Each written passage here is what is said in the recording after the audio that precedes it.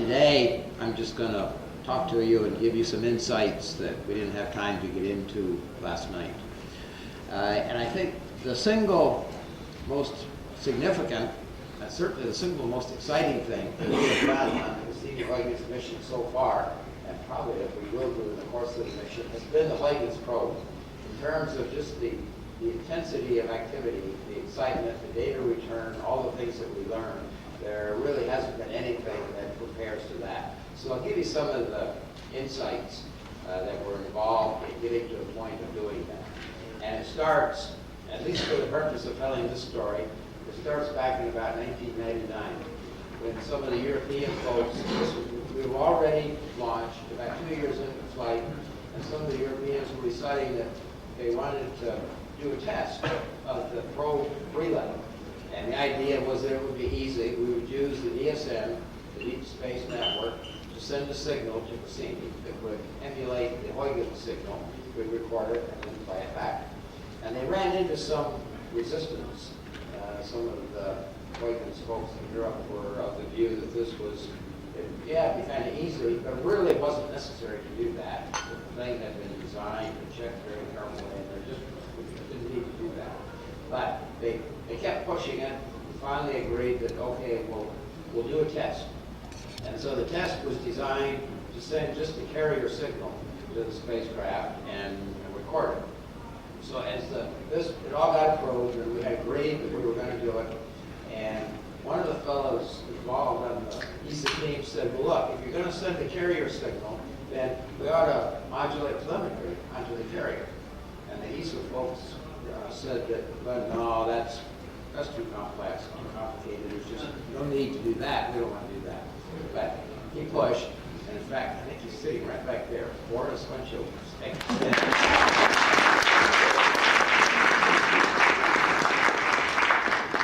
Boris is the fellow that was pushing on doing this, and so he told his ESA folks, said, well, look, I can do all this on my laptop.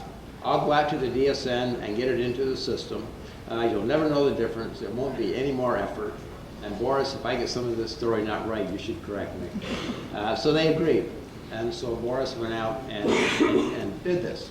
So we sent the first signal up, and Boris's results didn't work too well. So he spent some time kind of fiddling and tuning. Didn't have a whole lot of time scheduled on the DSN station to do this because we had anticipated it was going to be a fairly straightforward test. So the test got done, gave the results back to the Europeans. They went back home, and we asked them, well, how'd it go? And the answer we got back was, well, it was okay. We're still looking at it. And it was a little wishy-washy, but it was okay. This was in February of 2000. And then, so throughout the ensuing months, every once in a while, I'd ask my ESA counterpart was a fellow by the name of Michel Verdant. And I'd call Michel, and in the course of the conversation, Michel, how's the analysis of your Huygens data coming? Well, we're still working on it. There's a couple of funny things, but we're working on it. And it was about September. One day, Michel and I were talking, and he said, well, you know, Bob, we need to talk. And it turned out what had happened was the receiver on the Cassini spacecraft was able to acquire the carrier signal just fine, but it could not lock onto the telemetry, onto the signal modulated onto the carrier. And so we initiated a rather extensive investigation, and over the course of a number of months came to realize exactly what had happened, that there had been a flaw in the design of the receiver such that the tracking loop bandwidth that was used, was part of the bit synchronizer, meant that you could not pick up the bits modulated onto this carrier. And the reason was because of the way the relay geometry had been set up. It generated a Doppler shift that changed the frequency of the signal coming from the probe as seen at the orbiter, such that with the tracking loop bandwidth as narrow as it was, it just couldn't pick up on it. So this was in about 2001 that we finally realized what had happened, what we had on our hands. So fortunately, we still had a fair amount of time ahead of us. So we started figuring what What are our options? What can we do? One of the complications was that most of the software in the receiver was in ASICs, application-specific integrated circuits, which means that they're burned right in and you cannot reprogram it. If you need to reprogram an ASIC, you just throw it away and you plug in a new one. But with this thing already en route, we didn't have any opportunity to do anything like that. The thing that caused the Doppler shift was that the two trajectories, that of the probe and that of the orbiter, were such that the main difference in them was that the orbiter was coming in to Titan about 3 hours behind the probe. And so when the probe hit the atmosphere, then the orbiter came in just slightly offset to the right, slightly meaning several hundred kilometers, but in the scale of things, that's pretty small. And 3 hours behind, closing in at about 6 kilometers per second, meant that we were well behind it in distance. And so the idea was that as the probe was going down through the atmosphere, the orbiter was closing in overhead, just about vertically overhead. So this 6 kilometer per second closing rate mapped just about 1-to-1 into Doppler shift, and that was the problem. So we made a number of changes, but the key change, the single one that affected things most, was instead of having a 1200 grade flyby, we changed the orbiter trajectory to be a 60,000 kilometer retrograde flyby. And that meant that instead of having the orbiter coming in just dead overhead on top of the probe, it was off to the side and looking over here as it flew by. And so that reduced the Doppler shift considerably and got things down to where, in fact, we thought it would work quite well. And in fact, you know right now that it did. One thing that happened as a consequence of changing the trajectory, and there are a number of complications, and if I give you the whole story, I'd be up here so long that there would be an opportunity to hear our third speaker this afternoon. I don't want to do that. But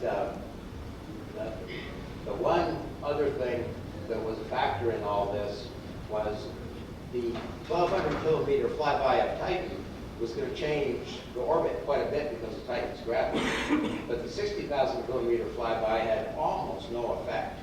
And we had to have the 1,200 kilometer effect included. So we had to change the trajectory quite a bit. We went into a slightly smaller period initially when we first captured the spacecraft in orbit about Saturn to give us a little more time. And we added one new revolution about Saturn before we had the probe mission. So that extra orbit we added had a 1,200 kilometer flyby. That gave us the gravity assist effect we needed. And then the 60,000 kilometer flyby was next to the probe relay that did nothing. And we still were able to preserve the tour that we already had years spent in designing that we really could not throw away. So with that setup, then we were on track and ready to fly that mission.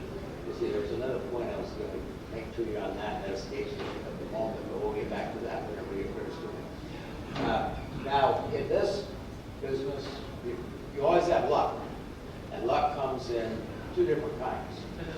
And one thing we found was that when we changed the orbits and added this extra orbit, it turned out that the timing was such that just after the probe release, we had a relatively close flyby with the orbiter, well, orbiter and probe, because after release, they're still pretty close together, to satellite Iapetus.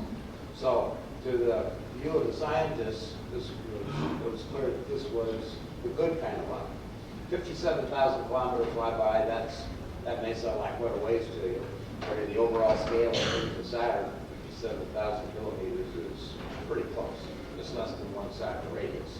And at that distance, you can get some pretty good resolution imaging. So the scientists are getting all set up to take advantage of this close flyby of Iapetus, but at the same time, and nobody else had a problem with this yet, but at the same time that the scientists are getting set up to do imaging of Iapetus, the navigators are working very seriously on developing the ephemerides of all of the satellites. And we need this in order to be able to, or from their point of view, to be able to navigate to them. But we also need the ephemerides pretty well fit down so that we can do the pointing for imaging of the satellites. And in the course of the nav guys developing their satellite ephemerides, which includes both position and mass, it surfaces that our estimate of the mass of Iapetus was different than we had thought. And furthermore, with our new data, it's becoming apparent that we don't really know exactly as we need to what the mass is. So at 50,000 kilometers, with the probe going by that close, and not knowing accurately enough what the mass is, means that we cannot meet the requirement on the entry flight path angle for the probe. The requirement is minus 65 degrees with a 99% control accuracy of plus or minus 3. And with this Iapetus uncertainty, we're going to be hard-pressed to squeeze it within plus or minus 4. So now what to do? So this is where the other kind of luck comes in. So we were getting some pressure from upper management to delay the probe release. Instead of going in on what the nominal timeline had been, their solution was, well, don't release it on Christmas Day, wait one more orbit, and we could do that. We simply substitute the first 60,000 kilometer flyby for a 12,000, and then make the next one along the 60,000 kilometer one. And we could do that. But that had some pretty serious impacts on the orbiter science, and we really didn't want to do that. But the upper management, the key thing was the probe, so just delay it. Well, we told the navigators, look guys, keep working this problem. There's got to be some more solutions. So we did a couple things. One was to put on a pretty serious campaign for getting the masses of the satellites. When you're developing an ephemeris solution, or I should say ephemerides, because the entire satellite system gets worked as a system. You have to solve for the positions, the speeds, the masses of all of them as a single set. And it all comes down into where the barycenter at Saturn is for the whole system. So we put on a pretty serious campaign and had developed our predictions of what we thought we could do. And it turned out that we were quite confident that we could get Iapetus's mass pinned down well enough that it would work and we didn't have to do anything. But the problem was that quite confident just wasn't good enough. So the other thing that could be done was change the trajectory, go back and move things around some more, and increase the distance going by Iapetus. And we had a case where we could go to about 120,000 kilometers instead of 57. But the problem with that was that if we changed the probe mission, changed the entry time by about 20 minutes, and changed a few other things, and we figured the ESA folks were probably not going to be too happy with that. But the end result was that we negotiated this with the ESA folks. They agreed to all the changes. We upped the Iapetus flyby distance to about 120,000 kilometers. And the imaging scientists were a little bit unhappy, but they fully understood the problem we had. They really did not want to delay the probe release because they were impacted considerably more by that. So 120,000 kilometers by Iapetus, the entry flight path angle statistics came back down to a little bit. We were about plus or minus 2.5 in terms of the formal statistics at that point. So everything looked like we were in pretty good shape. So in terms of the good luck, bad luck paradigm, we were at this point mostly good luck. So Christmas Day, Christmas Eve U.S. time, we released the probe, took pictures of it as it departed. In fact, that's one thing I could have shown you. I didn't show a picture of the departing probe last night for you.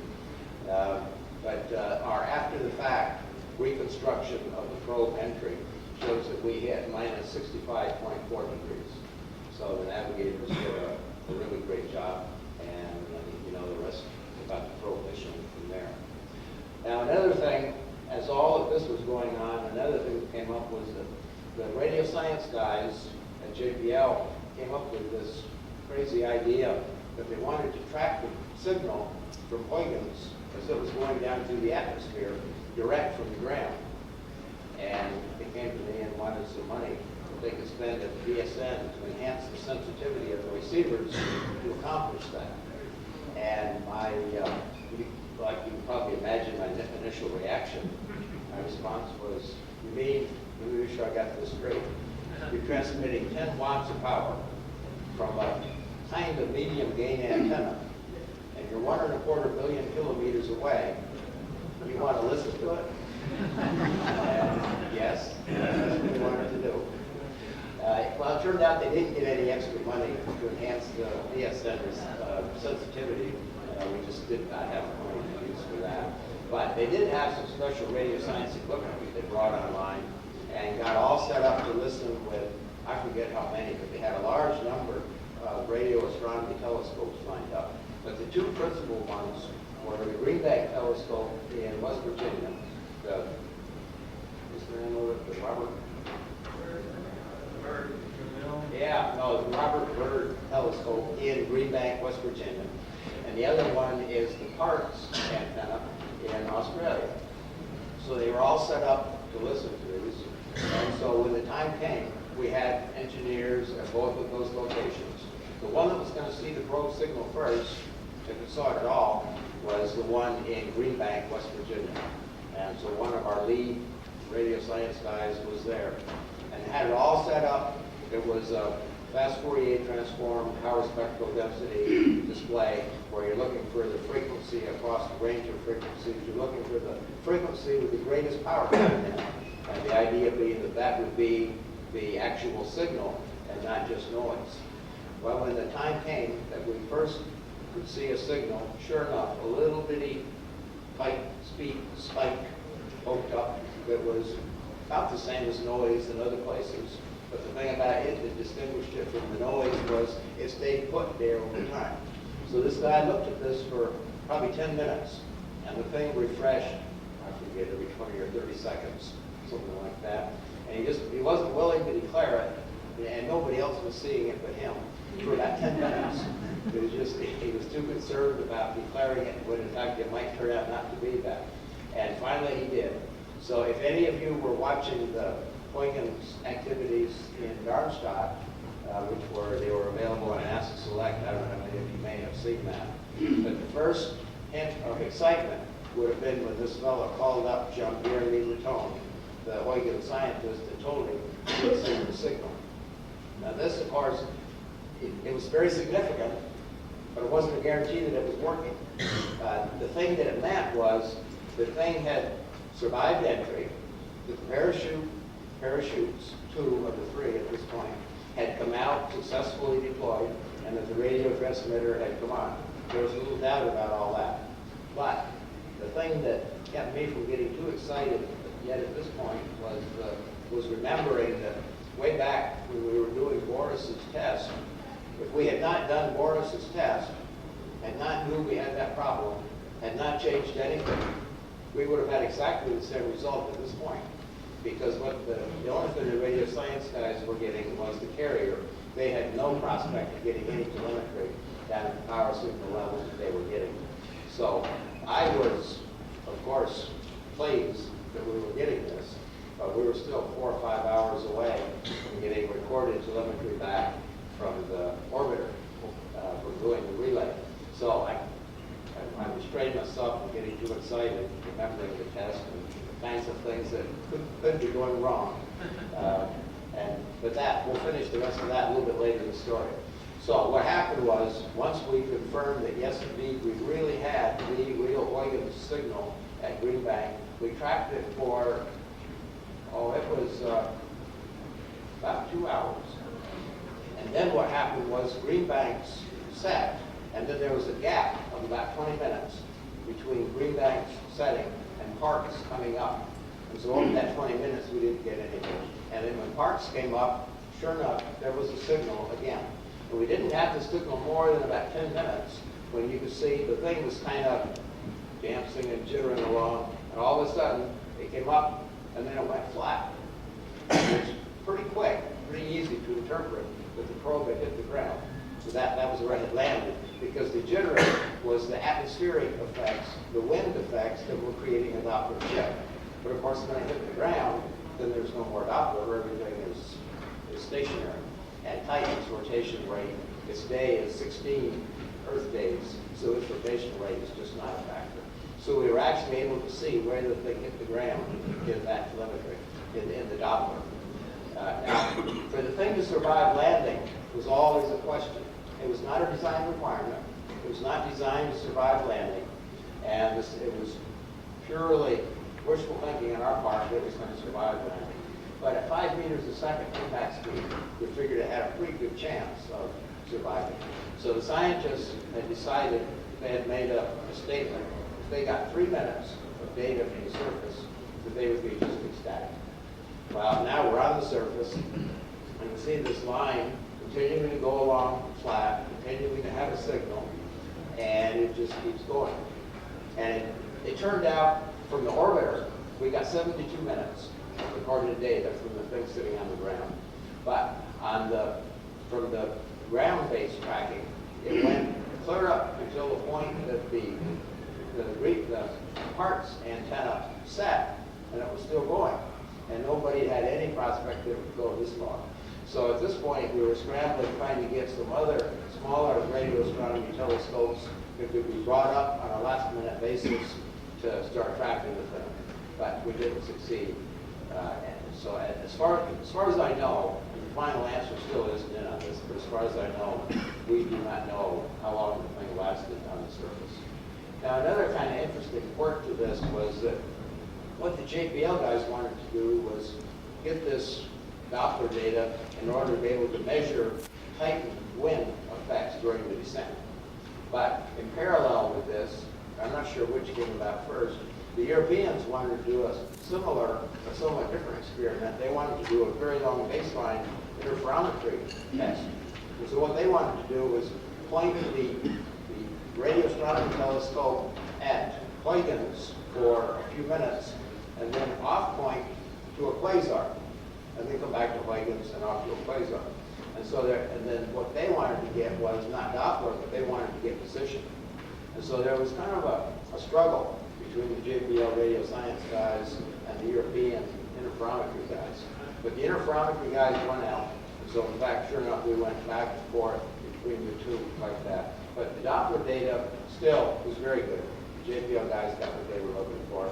The interferometry guys got position data on the probe down to, I'm not sure now what their final figures were, but it was sub-kilometer accuracy on the position of the probe for what they had done. But another kind of curious thing, but about 2 hours after the probe was scheduled to hit the ground, the interferometry guys had scheduled the thing to go off, the antenna to go off and sit and look at the quasar for about 20 minutes for a solid, long calibration period, having no notion, no thought that the thing was ever going to survive on the ground clear up to that point. But when we got up to where that calibration was, 2 hours after impact, Parks was still receiving the Doppler signal. So the guys at JPL were kind of frustrated and annoyed that they were losing their data. But 20 minutes later, it came back on in Huygens, and there it was still transmitting away. So the probe was just a remarkable little performance. Let's see, you've probably seen some of the pictures on the web. If you follow that closely, you've seen pictures that some amateur folks got a hold of and did some photoshopping on and came up with images of their own of Titan. They claim no scientific credibility for their work. They said they did it strictly for fun. They have a website that's up where they advise you read this with caution. Don't read anything scientific into it. It's just for fun. But they did a very nice job. There are some places where they obviously put some of their own creativity in it. There's other places where the topography they show is probably, I expect, pretty good. So the images are available. The overall Huygens mission, I think, has been just a remarkable success. Certainly been a major relief for me to sleep better at night now that that thing is done. Don't have to worry about it anymore. So that's kind of the inside story of what happened with the Huygens mission. So with that, I'll turn it over to Paul Butler.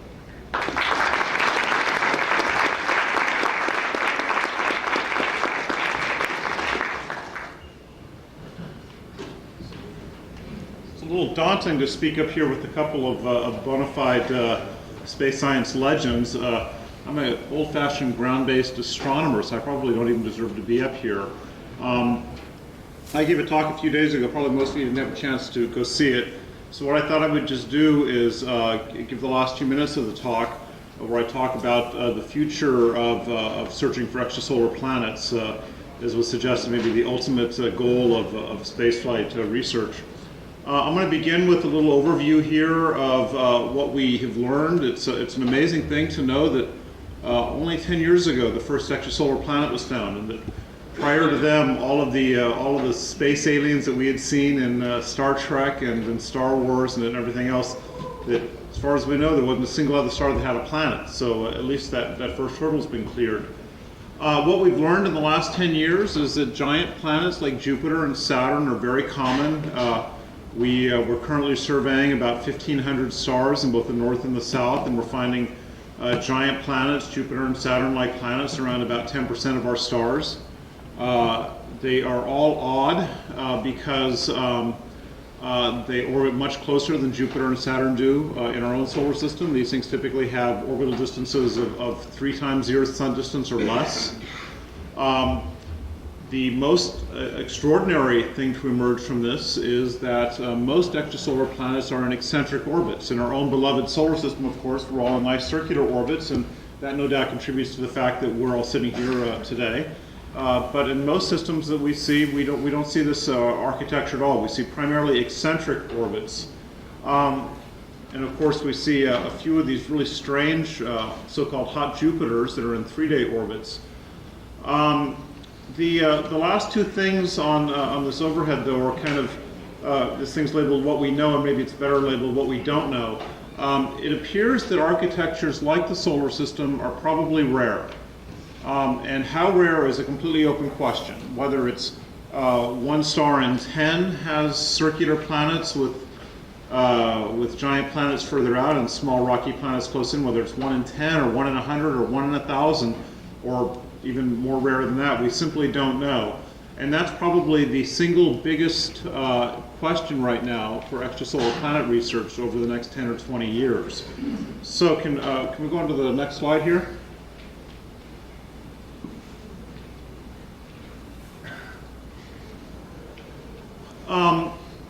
The really stunning thing about this game is that it's been completely dominated by observations. That virtually all the theories have led nowhere. In fact, prior to the discovery of extrasolar planets, the theories were that all planetary systems would look pretty much like our own, with nice circular planets, big planets far out, and small rocky planets close in. In fact, that's the case for virtually none of the 150 known extrasolar planets.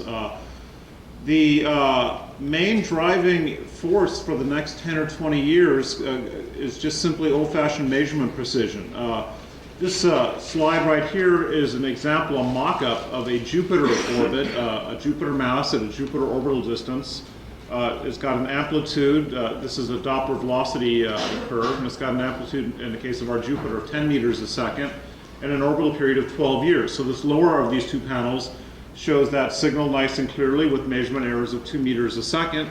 The top panel shows the exact same velocity curve, but now with measurement errors of 10 meters a second. But this game is entirely driven by how far down you can beat your measurement errors. It's a lot like car racing. If you're a car racer and your team can build a faster car, you're probably better off. And in this business, if you can beat your measurement errors down further, you're going to find smaller planets, and you're going to be able to find solar system-like planets. So we've been working with measurement errors of about 3 meters a second over the last 10 years or so. And we started a new initiative where we're aiming to go to 1 meter a second. So if I can get the next slide. A little bit hard to read here with the lighting. With our old 3 meter a second precision, we can barely detect Jupiter analogs around other stars. We cannot determine precisely the orbital eccentricities, so that we cannot in fact distinguish circular orbits from eccentric orbits. And we cannot detect Saturn mass planets at 5 AU, at the Jupiter distance. With the 1 meter per second precision, we easily detect Jupiter analogs. We are able to beat our measurement error, our uncertainties and eccentricity down to the point where we're insignificant, and we can distinguish circular from eccentric. We are able to now solidly detect Saturn mass planets out to 5 AU, and we can detect super Earths, things that are of order 5 Earth masses that would be in very small orbits, say 4-day orbits. These would be rocky planets, something that we could compare to the terrestrial planets in our own solar system. And we would have detection sensitivity similar to the Space Interferometry mission. So the next slide shows an example of this. We've started this program at Keck. Our detector was massively upgraded in August of last year. So this shows 8 months of data starting from August. The yellow dots are individual measurements, and the big green dots are the nightly average of each of those measurements. So now we have a total of something like about 11 nights over 4 different observing runs over 8 months now. And the scatter in those measurements is now 92 centimeters a second, a little bit better than a meter a second. And we're aiming for this sort of precision at Keck and at the Anglo-Australian telescope on about 200 stars, basically the nearest best sun-like analogs in the sky out to a distance of about 15 or 20 parsecs. So the next slide shows the other main type of planet detecting technology, which we hope to bring online in the next 10 years or so. The planets that have been found to date, virtually all have been found from the so-called Doppler technique. We're literally seeing the star move towards us and away from us with the Doppler effect. The other way to detect giant planets is with the old-fashioned astrometry technique, where you look for the star to wobble, like in the Doppler technique, but now in the plane of the sky, you look for the star to wobble back and forth relative to background stars. People have been trying this for about 100 years now with no real success, but in the next few years, a whole new level of technology will be applied to this problem, where instead of using a single telescope, they will now use multiple telescopes, and they will interferometrically combine the beams to get to much higher precision. So there is a European a European Southern Observatory project called VLT, Very Large Telescope, I for interferometry, which will make use of the 4 8-meter telescopes in Chile starting in 2007.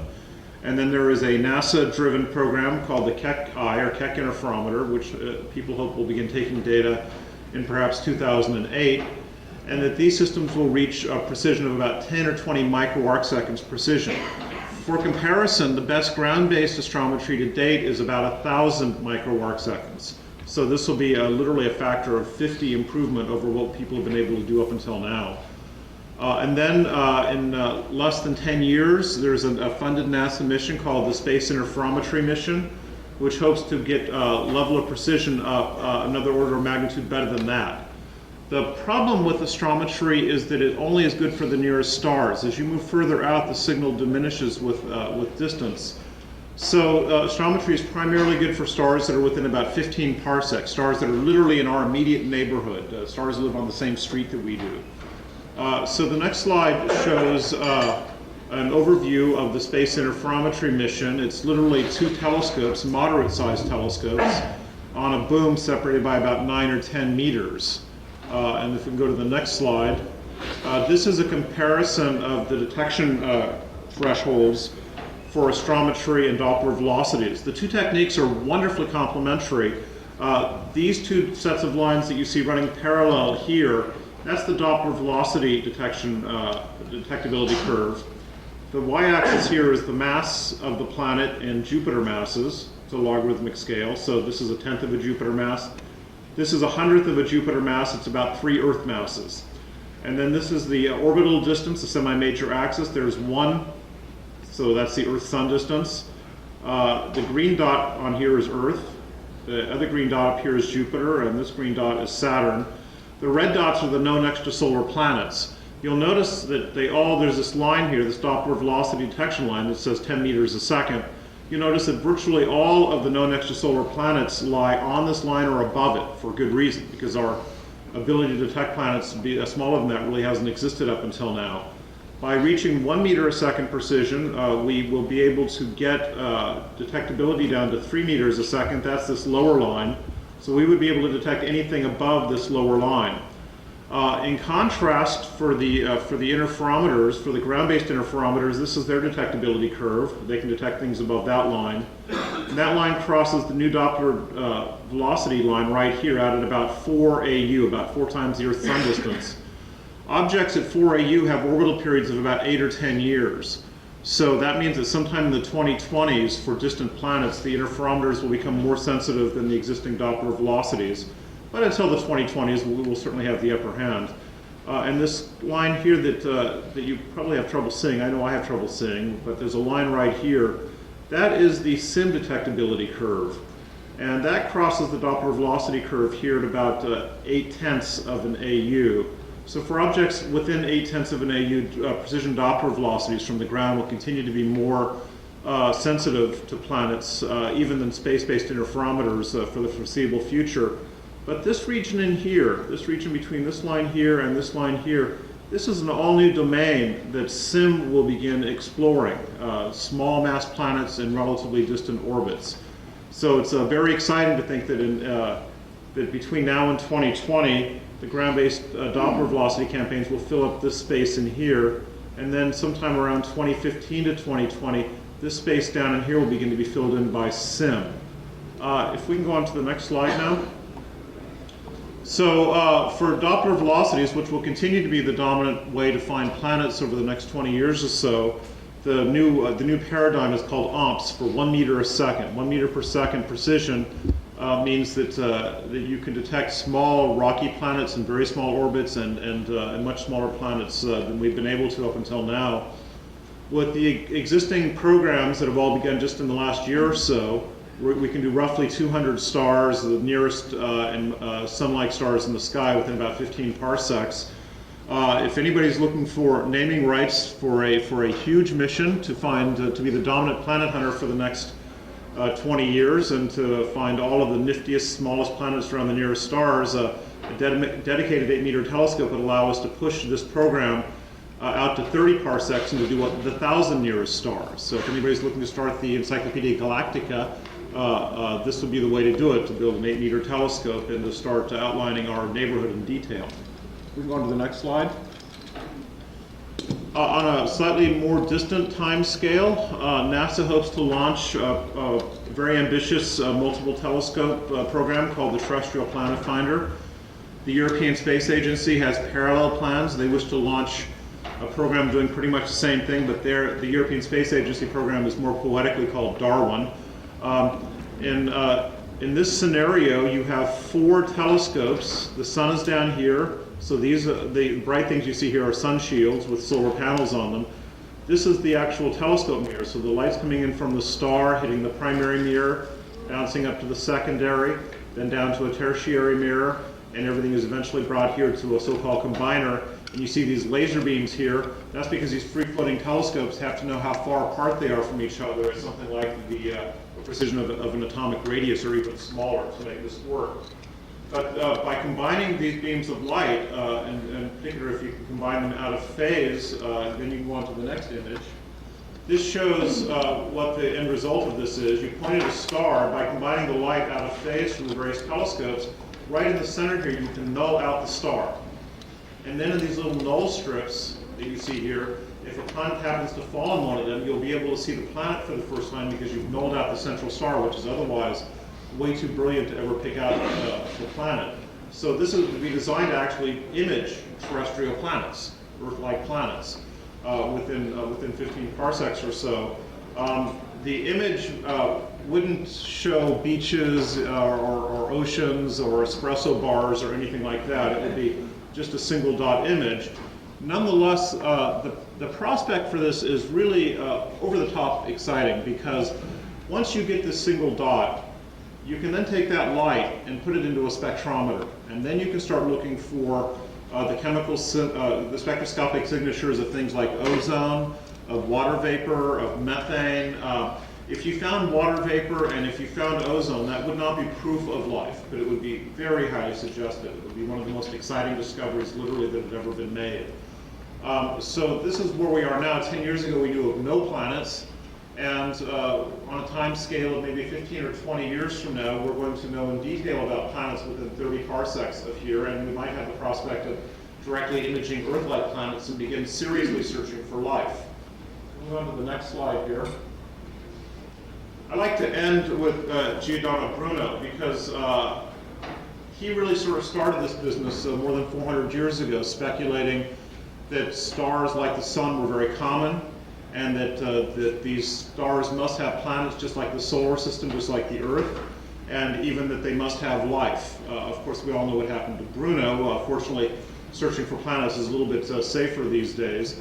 But when I look at Bruno, when I think about Bruno, I think about where we've gone from 400 years ago to now is like a single step. We've gone from dreaming about planets around other stars to now being able to actually detect them. And I think on that time scale, 400-year steps, that perhaps in 300 or 400 years when this meeting convenes, perhaps back in Washington, D.C., people will be talking seriously about how you build probes to get to these other stars with planets, how you can actually build machines that will go there and take pictures, images, like the 2 missions that we've just heard about, but on a much grander scale.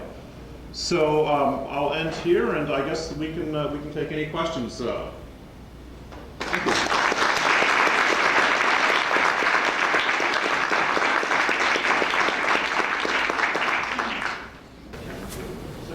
Start off with.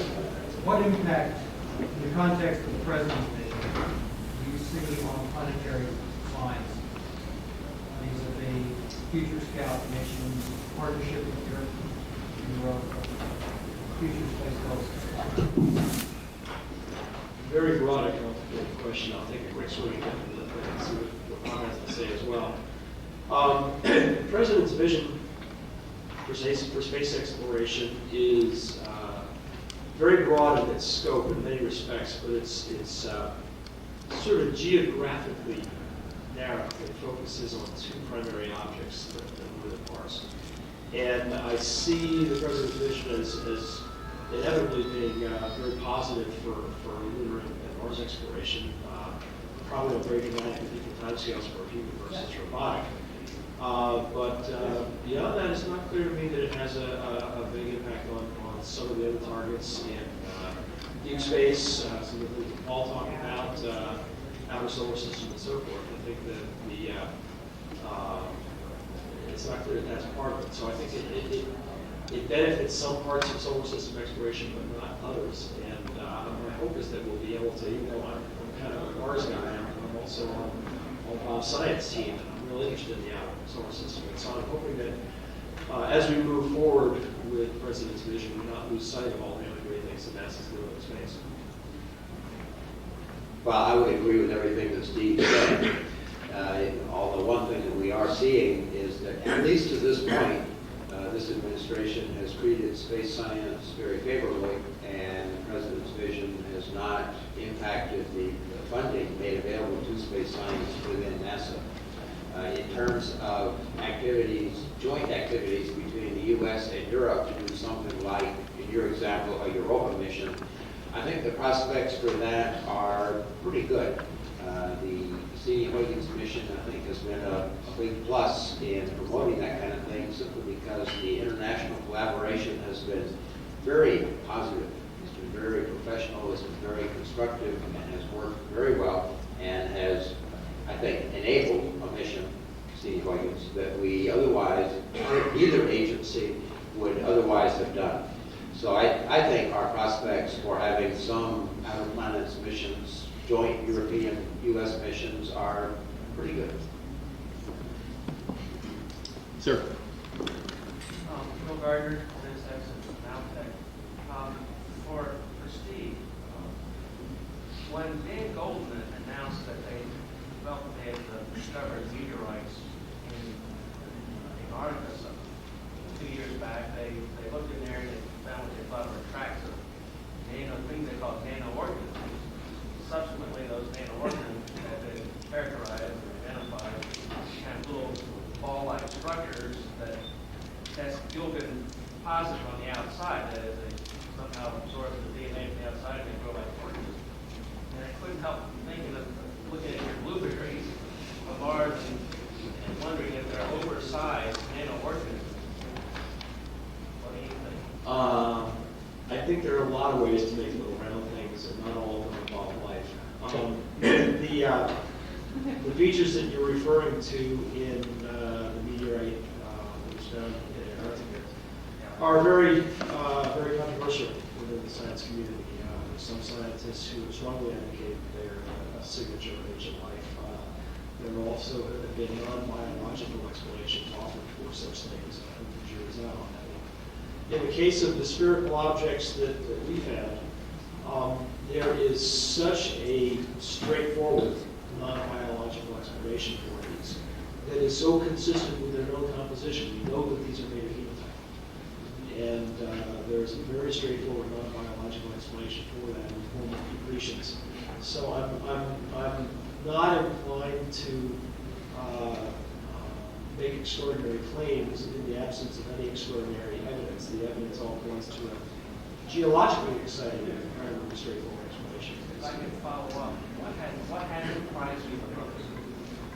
What has surprised me the most? What has surprised me the most is the fact that we're still driving a road that's 491 days of commission.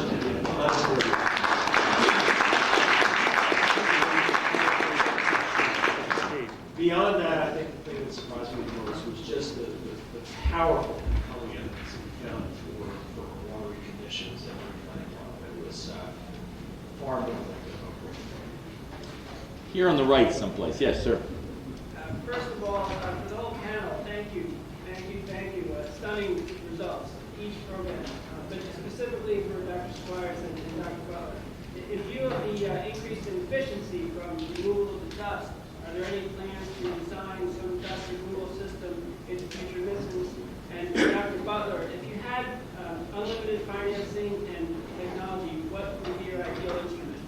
Let me paraphrase the question for some who've said they're having trouble hearing it. The question is, would we build a particular dust clearing mechanism into future probes? And then there was a second question about what Dr. Butler would do in terms of finding more exciting places with unlimited funding. So, well, I suppose in answer to the first question, that you could argue that our results suggest that you don't need to send any kind of dust clearing mechanism. Mars can do it for you.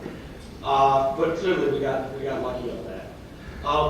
In the course of our development, we actually looked at a number of dust clearing devices. We looked at windshield wipers, we looked at compressed gas that would blow stuff off. My favorite was like rollers with saran wrap on them. Okay, and then it gets dirty, you turn the rollers and bring it into clean plastic. The problem, it's a good idea. The problem with all of those is that they tend to be heavy, complex mechanical devices with many opportunities for failure. Just the mass of that windshield wiper system was greater than the mass of my instrument arm and all the instruments on the end. Okay? Anytime you add something to a design, something else has got to come out. So what we did in our case was we simply brute forced our way out of the problem by making solar arrays as big as we could make them. And that enabled us to survive until the wondrous dust clearing event took place. So it worked for us. To be honest with you, I think next time you do it, don't monkey around with solar arrays. The thing to do is to send it to their power source. And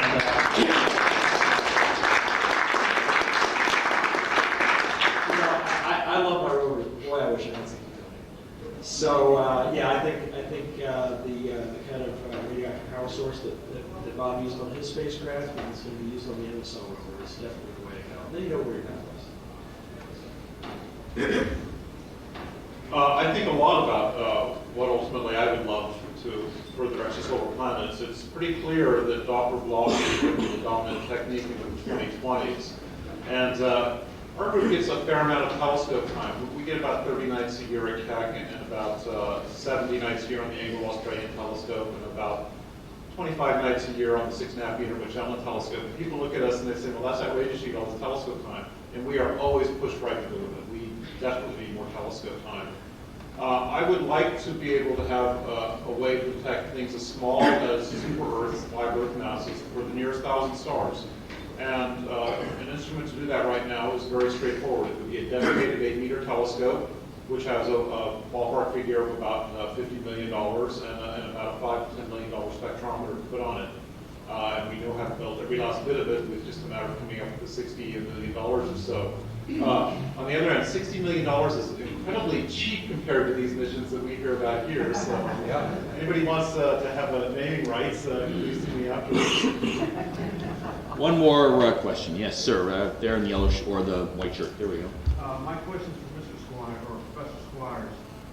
You've gone on record as saying that you feel that over robots and humans, if you had to have your choice, humans hands down. Now, you're at JPL. Has that labeled you kind of a maverick, or do you know it's really on it? JPL, I'm not at university, but I work very closely with JPL, and I don't think it makes me a maverick at all. You know, robots are wonderful things, but, you know, no robot in that environment is going to come close to what a human can do. I did a very interesting experiment a number of years ago where we had one of our robots, it was the Fido robot that was developed at JPL. First time we'd ever taken it outdoors. And it broke down, as these things sometimes do. And I had a bunch of geologists with me, so I had this kind of high-priced geologic talent with nothing to do, right? Everybody's bored, the rover's not working. We're out in the Mojave Desert.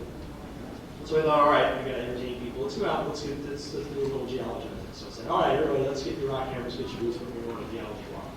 And I was out there with some of the best field geologists in the world. And we went out there, and I didn't take my rock camera or my boots. I just took a stopwatch and a notebook. And I watched as a field geologist on my team would look around and spot an outcrop, and walk over to it, pick up a rock, and break it open with his rock camera, and look at it with a hand method. And I would time how long it took him to do that. Real geologist in a real setting. And what our magnificent state-of-the-art robots can do in a day, those guys are doing about 30 seconds. Okay? What we've accomplished at these two sites, of 490 sols, a couple of good geologists could have done it in a weekend. Okay? So, don't get me wrong. I think robots are wonderful, and I am proud as can be of what we've accomplished with those two robots. But I still believe that the best, the most comprehensive, and really the most inspiring exploration is going to be done by humans. And it can't happen soon enough.